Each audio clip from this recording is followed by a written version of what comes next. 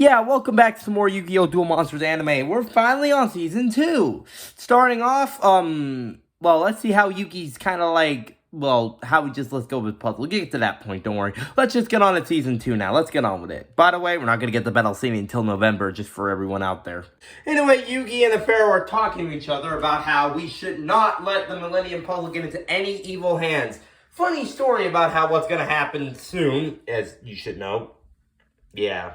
Also, you really gotta love how they're going to school, and then, this happens, and then they just don't end up ever going to school. That's funny. And also, here comes a random fortune teller in front of an alleyway. Now, if you ever see someone in front of an alleyway, that's not good, and this is kind of suspicious. Also, you gotta love how many other times in Season 1, and literally earlier in the episode, how they said they should not let anyone get their hands on the Millennium Puzzle, and then literally the first suspicious person Yugi sees just gives it to them. You're losing your edge there, Yugi. Wait a minute, that's evil, Bakura. How is he evil if Tristan did the whole throw the Millennium Rings thing? Oh, don't worry, we'll get on to that soon. And I'm sorry for the camera shaking. I don't know why it's shaking. Just ignore it. Yeah, by somehow, in the forest of God knows how he found it in the forest so easily. Plus, what did he have? Plus, is it like a homing thing where it's like he calls it back to him and it comes back to him automatically? Or did he go out and look in the woods with so much time and somehow found it very easily? I have to know. Anyway, here's our villain for Season 2 and like half Season 3. You'll understand why I said it like that. Merrick! Is it evil Merrick? I don't know. I can't tell if he's doing it well, but here's Merrick, our villain, for basically this part of the show now. And then, of course, this guy has Cyber Jar. It's a flip effect, and then it enables him to destroy all the monsters on the field, which, I gotta say, it's pretty neat. And then the second part of Cyber Jar is you drive 5 new cards, and then I guess send all your other cards to the graveyard. Gotta love why that's why the card's banned. Good times. So, apparently the guy who Yugi's dueling it is Possessed Bandit Keith, and I also like how Merrick has his own pirate ship with the Millennium symbol on it. That is just funny. Then Bandit Keith plays Machine King in attack mode, and because it's Bandit Keith, it's gonna be a whole machine deck, because you gotta love that here. And I assume for every machine monster on the field, Bandit Keith's Machine King gains about I say 300 or 500 extra attack points or so. Which is a little bit broken, but not really broken since its base attack power is always high enough. So you gotta love how they set it up for this guy gonna be somewhat of a major character. But he's just your generic gym teacher. No, everyone will forget about him in about 2 minutes, dude. Get out of the way.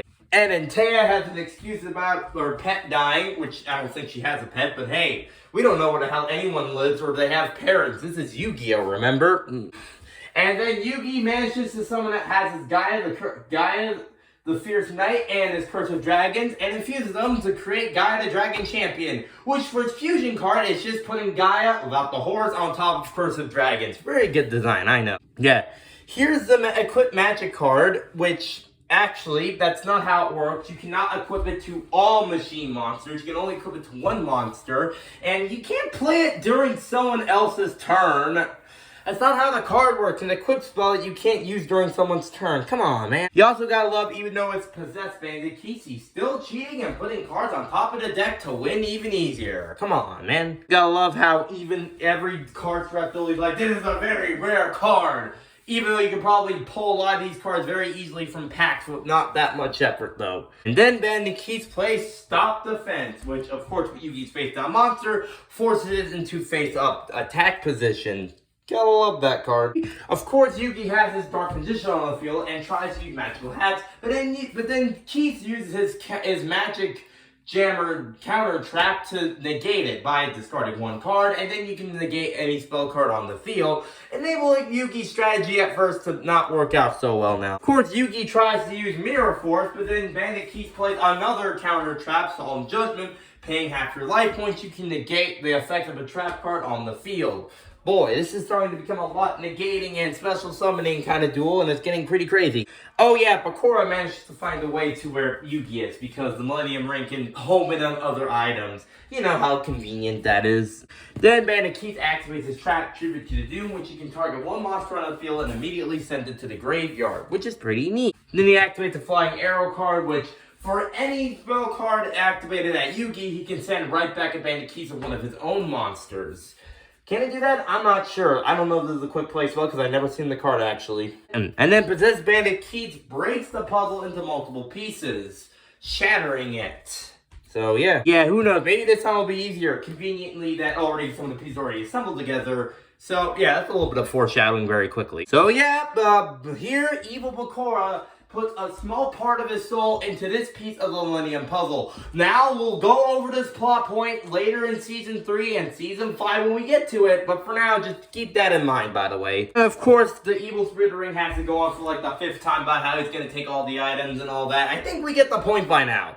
And then a bloody fire starts, and Yugi puts the Millennium Puzzle back in record time faster than it took him to put in the first time. So I guess you want to put the puzzle back together fast, just get in a fire in a building. It's easy. Then Tristan and Joey come to save the day, and they start beating on this thing like a bunch of not smart people, and then finally decide to put the poles through it and then pull. Why didn't you do that before? It could have saved like a minute or so. First they managed to save Yugi, and Yugi's in the hospital because life. Good times. Why couldn't... Yeah, but... Yeah, well. Anyway, Yugi's safe, and now they really want Yugi's hospital food. Have you actually tasted hospital food? Oh my god. So yeah, more exposition, but we get the point. Anyway, Yugi's fine, and the Pharaoh's like... And they're back together now, and it's a good time. So yeah, start off Season 2, pretty good 2 episodes that introduce Merrick as a new villain. Now when it comes to actually ranking all the villains, we'll do that after I get all the episodes down when we finish Season 5 and the movies. Yeah, I'll be like a video way, way down the line. But anyway, hope you enjoyed, and I'll see you next time. Bye.